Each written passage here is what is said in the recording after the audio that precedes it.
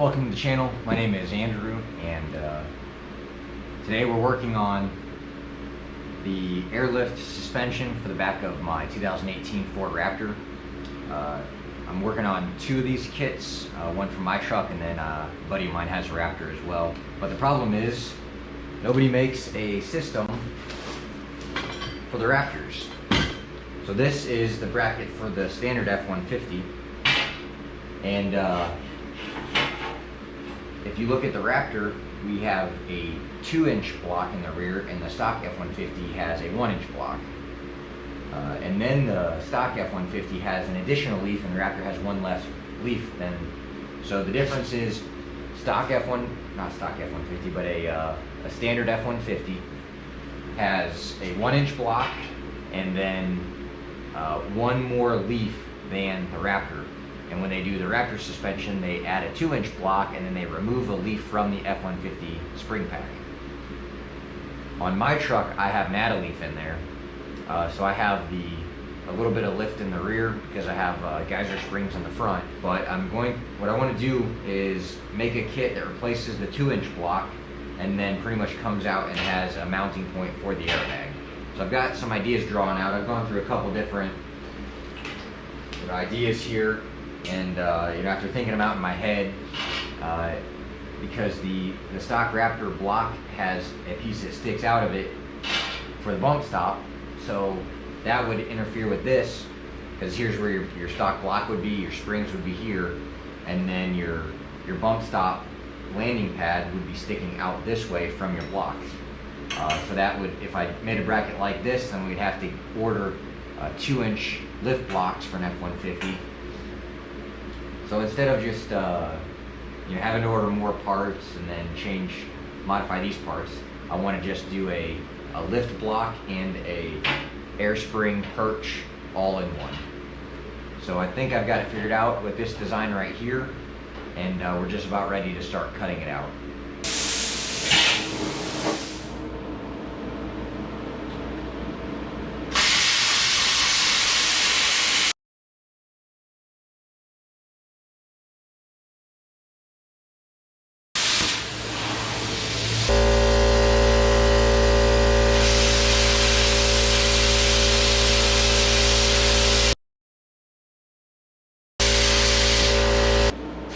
Alright, I got all my templates cut out, and so I'll need 4 of these per set. So this will be the bottom part of the block. This will provide the lift, and then it'll come out, up, and then over, and then this part right here, which is this, will set here, like so, and this is the top plate, and I'll drill holes through these, and that's where the U-bolts will pass through the actual lift block there. And this is the rearmost plate right there, and this is cut out for the axle. I know it's really hard to kind of picture right now, but once I get these cleaned up, I'll start drawing out more, and then we can actually start welding, at least tacking them together, and then it'll give you a better idea of what I'm talking about.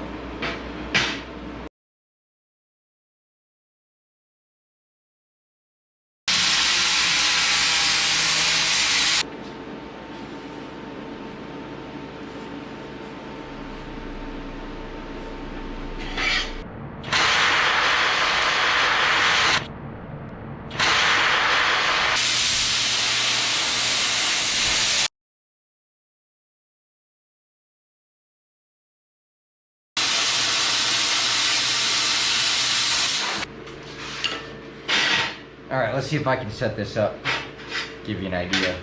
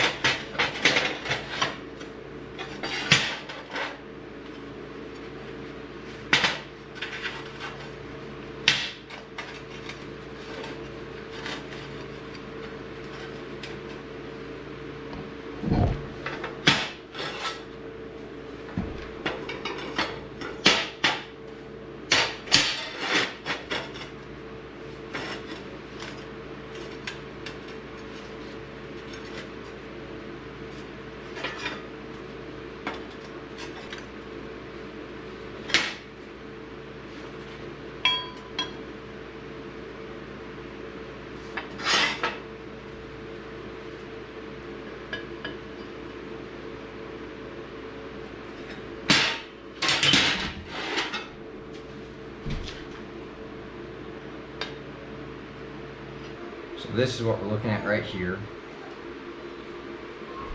So the spring will mount there, axle would be underneath. This is the part that comes out in these tabs here. We'll score them, bend them over, weld them 90 degrees to replicate that, so we can use the provided strap for the bottom side of the axle. But this is pretty much it. I think this is definitely going to be more than stout enough. Spring mounts, I believe it's there or here, I can't remember where. Alright, so we picked up some 1/4-inch steel plate, and we're going to use this instead of this 3/16 diamond plate. The diamonds just get in the way of like even pressure being applied. I mean, you weld over it, but I'd rather just do a flat plate, and 1/4-inch is probably going to be overkill, so it'll be good. But we have it all drawn out now for our bottom axle side and leaf side mounts.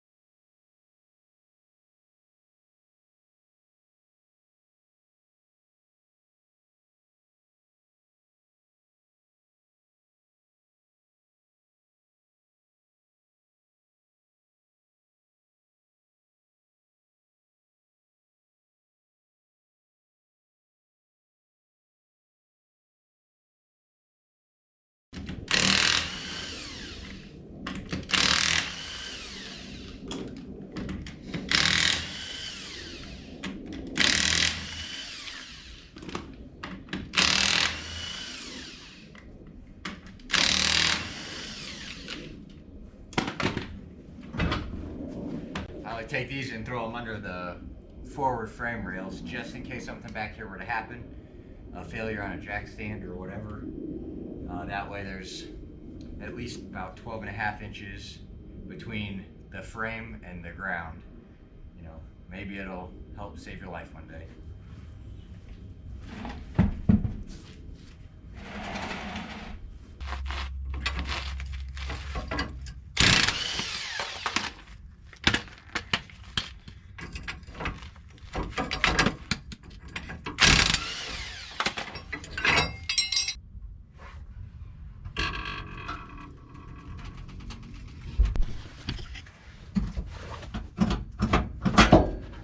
Now we're ready to give her some droop over here, get this block out, and start eyeballing the other one. Start to finish has 5 minutes to get to this point, so it's kind of one of the things, once you do it once or twice, you become really quick at it. So let's go ahead and pull this. We'll droop this down, pull the block, and start eyeing up our replacement.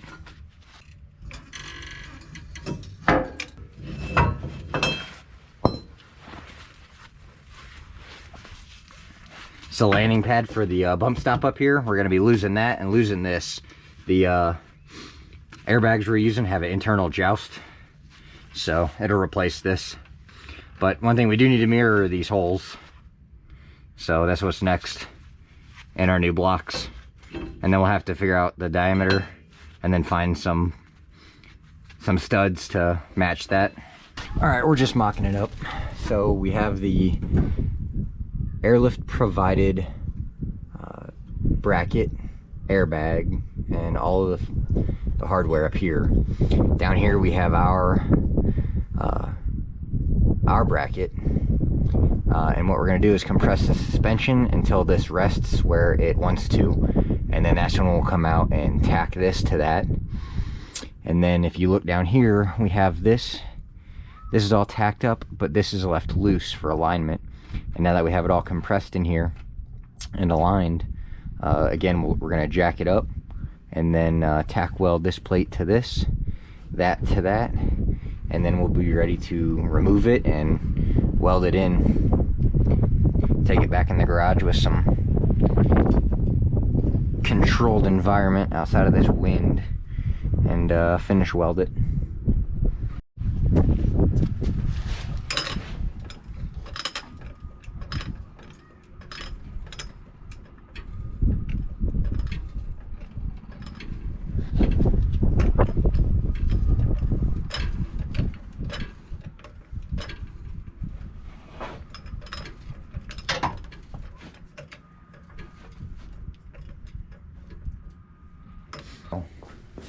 here it is, pretty much finished welded. It needs to be cleaned up quite a bit. But we ended up boxing that in there. A little bit of porosity from the wind, but yep, she's all welded up in here, so.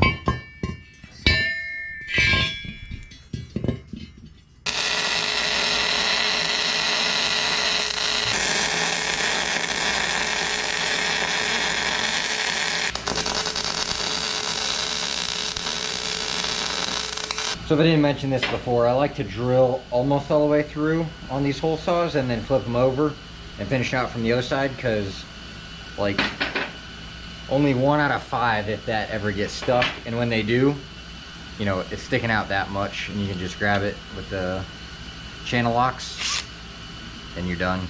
All right, we got the driver's side all mocked up and smashed in here. It's not really smashed, it's just, this is just resting in here till it touches, so I know where this top plate needs to be positioned. It's the easiest way for me to figure it out. So just hang it, let it hang free. It's bolted to the top plate, bag to plate, and then just compress the suspension until it just barely touches. So got it, you know, like I said, clamped down in here with the U-bolts, and we're going to tack it in place.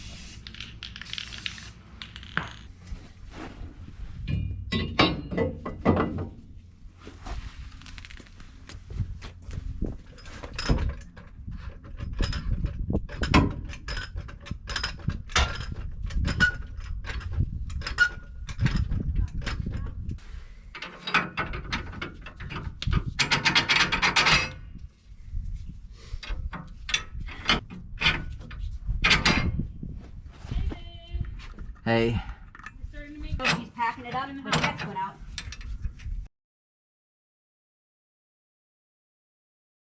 All right, next we've got to set the Daystar cradle, and it bolts through that hole right there. But getting to that nut's going to be kind of a pain because you got to go through here. And that's about the only spot, but I think we'll manage.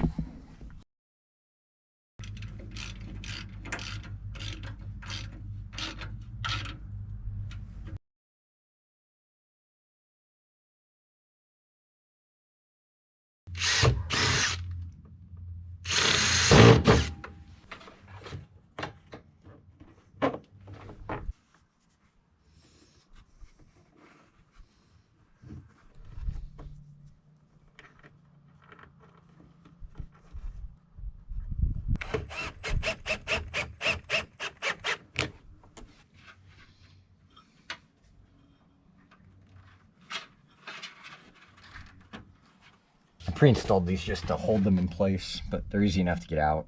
You just push the tube in and then push the collar and pull the tube. We don't want to just yank on this because we'll end up kinking it, but we want to kind of roll it as we pull it and keep a good eye on it. Some extra hanging out over the spare tire isn't a big deal, as long as it doesn't get hung up when we drop the tire. So that looks pretty good there. Let's go check from a better view. Oh yeah, I can see it right there. Yeah, it's pretty good. Okay, so we're gonna cut it off about right here. And I bought this kit used off of Amazon Warehouse. So someone had already pre-installed it, but it saved me a lot of money, and I knew I was only gonna use part of it anyway. And pretty much what it cost me to get these bags, I got the whole kit, and it gave me kind of something to build off of. But normally the last Dodge kit I had came with the little cutter, looked like this, and it pierces, and then you know, you pinch it. It's not necessarily a shear like a pair of scissors, because what you don't want to do is you don't want to crush this line as you cut it. So the next best thing, because I don't have that cutter, is you're just going to score around it like you're stripping a piece of wire.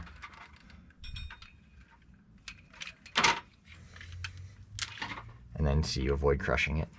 If you need to clean it up, you can, but it's not really, that little bit there is not going to affect anything. And then you'll just take it and seat it in there. All right, next step is to get the wheels and tires back on. Once we get it set on the ground on its own weight, we're going to go torque these U-bolts down. But everything else is pretty tight, so ready for wheels and tires.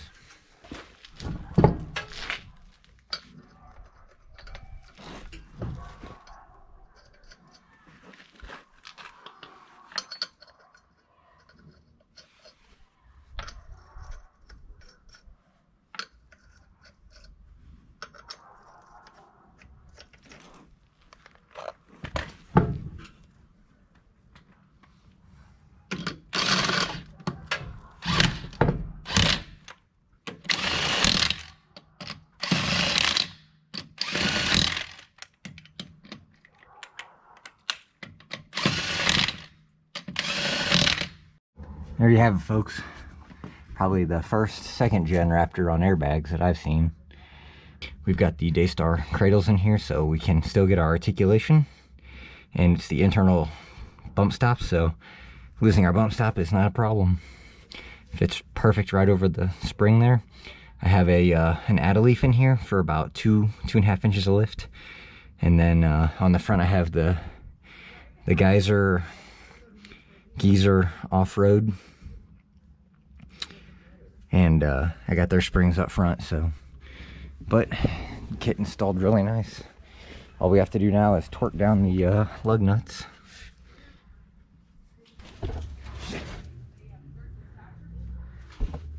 All right, we torqued our lug nuts down to 150 foot-pounds, which is what Ford owner's manual calls for. We put 5 psi in the bags, which is the minimum that Airlift calls for.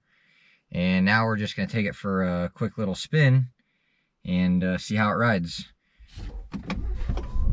These kits are so cheap on Amazon Warehouse because standard F-150s put them on and they ride rough.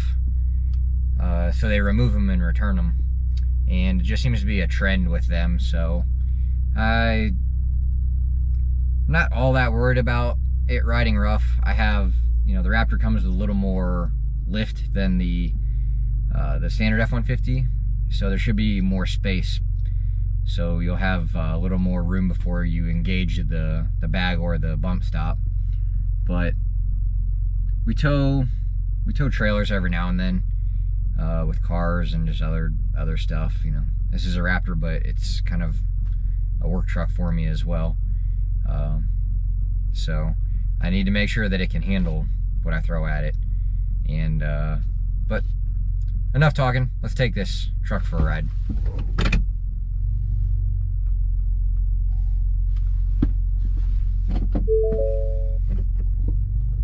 After we move the chocks. We could run them over, but the rubber one likes to fling and I don't want to hit another car. I'll be right back.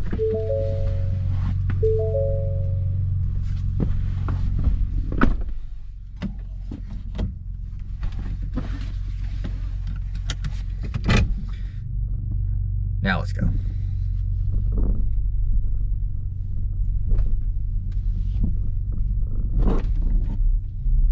Coming off the curb out of the driveway. Not bad.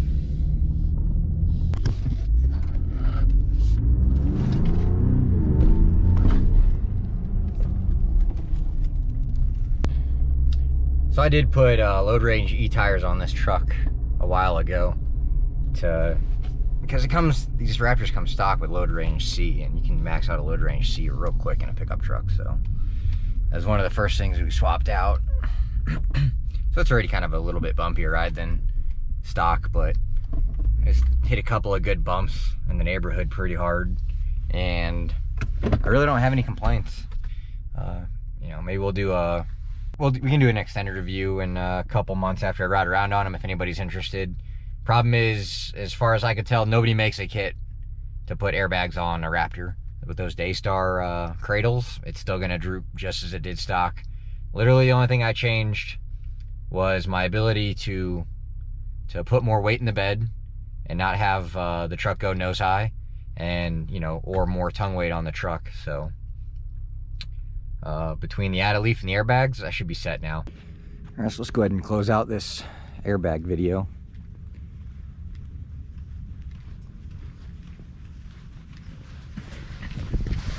So let's see, we are about 5 months later from the rest of this video.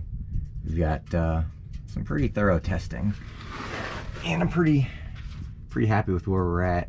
What we ended up with is a stock F-150 1.25 inch block off of eBay, someone's factory takeoff, for like 50 bucks for the set. We're still using our stock U-bolts, and then this is the Raptor pack plus the one Airlift, which should be this one right here, second from the bottom. And then we went back to the Airlift brand bracket when we went to this block, because the standard F-150s don't have that landing pad for the bump stop. So we were able to go back to this factory block, and I wouldn't say we wasted a bunch of time with the custom brackets. I wouldn't say we wasted a bunch of time with the custom brackets, because it gave me a chance to try out some different things. And I mean, you can't get it's not always easy just to like jump in and be at the end. You gotta kind of work for it. Sometimes R&D, research and development, and that's what those other brackets were. And we ended up I ran those for about probably 2 months, and I've had these on for about 3 months. And the reason that I wasn't very happy with the previous setup is because under compression, like on a bump and stuff, I just felt like they were hitting the bump stops too early, too quickly. There wasn't enough space for the suspension to compress back there. There should have been a lot more up travel, is what I'm trying to say, than there was with that setup. And that's kind of what everyone's complaint is with the standard setup on their F-150. With the Airlift, I get more spring arch. I get more lift out of that with this leaf pack compared to a standard F-150. So what I've created essentially is a more arched standard F-150 suspension.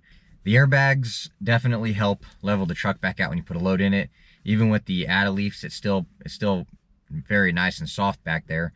So the airbags kind of help, keep you a nice soft ride when you don't have a load on. But then when you put a load on, you can just pump those airbags up. Airbags don't add capacity. Somebody better tell all these 18-wheelers about that, because they're all running straight airbags. These airbags are rated for 5,000 pounds. So to say it doesn't add capacity, all it does is it moves the capacity to the next weakest link. So the first kind of restricting equipment is going to be the leaf spring. Well, when you add the airbags, you're taking the leaf spring and you're moving that weak link to something else. So what is it now? Well, on this truck, it would have then been the tires. Well, load range E tires. What's next? Axle tubes. The Raptor has thicker axle tubes than the standard US F-150. And 410 gear ratio, so 10-speed transmission, 450 horsepower. Why would you put a gooseneck behind a half-ton? You're going to ruin that truck. What ruins a truck, more so than that, is overloading it on the rear bumper pole. So the rear bumper pole in this thing is rated for 11,000 pound trailer, 1,000 pound tongue weight with a load distribution hitch or weight distribution hitch. So now take that on the bumper, all that leverage where you have the axle and then you have the bumper pole and all that weight back here. Well, now we're just moving it up right over the axle, which is exactly where you want it. So if any Perfect is trailer for a half ton, it's one that puts the load in the cargo area, in the payload area, and not adding 4 feet of leverage behind the rear axle, lifting the front end of your truck up. All that leverage is more squat. So like I'm saying, if any trailer is best for a half ton, it's going to be a gooseneck. To each his own. That's a decision that obviously I've made for myself, and any damage I do to my truck or repercussions because of that, that'll be my problem to deal with. But that's where we're at on the airbags, and that's kind of the recipe I figured out. Maybe you want to give it a shot. 1.25 inch standard F-150 lift block. Add a leaf to the Raptor spring pack, and then some 121 load rating index tires, and this thing tows awesome. So thanks for watching, thanks for following, see you next time.